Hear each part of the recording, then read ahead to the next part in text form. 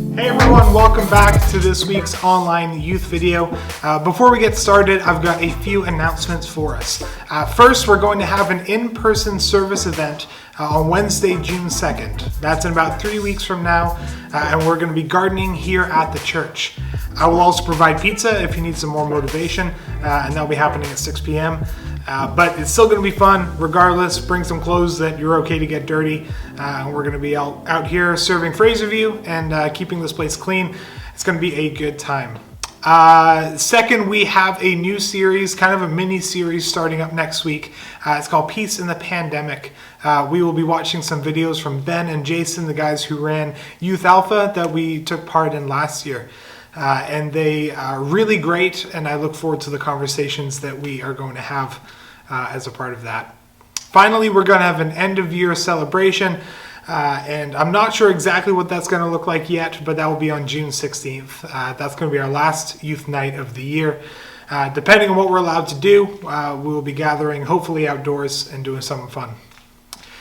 Today we're going to continue, or actually conclude, our series on parables that I've called stories.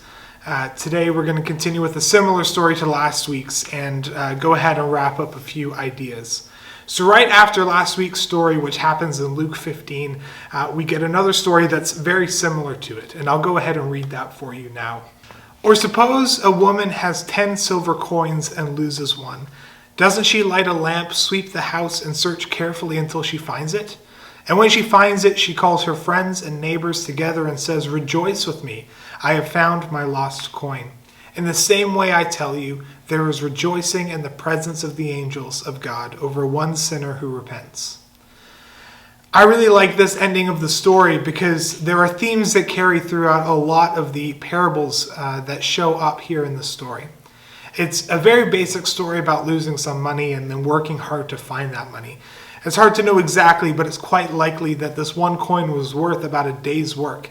And so it makes sense that you would look pretty hard to find it. When I got my first ever job, I did a shift training. I was washing dishes, so it wasn't exactly rocket science, but no one told me how to punch in or out, so I could log how many hours I'd worked, which meant that I worked 8 hours and I didn't get paid for it. I only found this out later, and I asked a lot of people to try to figure out how to get that money, but it seemed that no one really knew how to use the system, and I was a bit too shy to really press and bother the store manager about it. The point being that I searched for a way to get paid because I did a full day's work, and had I found that money or a way to get that money, I'm sure I would have celebrated as well. And that's what happens in this story. It's actually probably even more of a celebration because it would seem that this woman is quite poor as it is, and she would have relied on every bit of money that she had.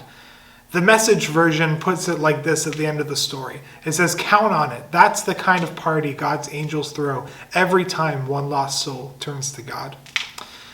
And so if this is the character of God, celebrating the simple fact that one lost person is found, that should be our character as well, celebrating lost people being found. This is a theme throughout parables like this one, the parable of the prodigal son and that of the lost sheep that we talked about last week. But more than that, these stories invite people to join in with the revolution of God. Whether we're seeking out people the same way that God seeks us out, or whether we're recognizing the value of the kingdom like a pearl in a field, or whether we are recognizing the dignity of others that we don't like the Good Samaritan story. These are counterintuitive ways that we can live our lives putting Jesus first. The parables are stories that illustrate one common goal, which is that we're all invited to follow Jesus in the work that he does in the world. And that is going to be challenging, but it's going to be beautiful. And it's going to change the way that you interact with the people in your schools, the people in your jobs, and all the different people that you interact with in the future. I'm so excited to see the way that God is going to continue to work through your lives, even beginning now. And so as we get ready for our Wednesday Zoom call, I will ask you to consider which of these parables spoke to you the most? Which do you think has a lesson that's relevant for your life? Different stories are helpful for different times, and so maybe one really sticks out to you.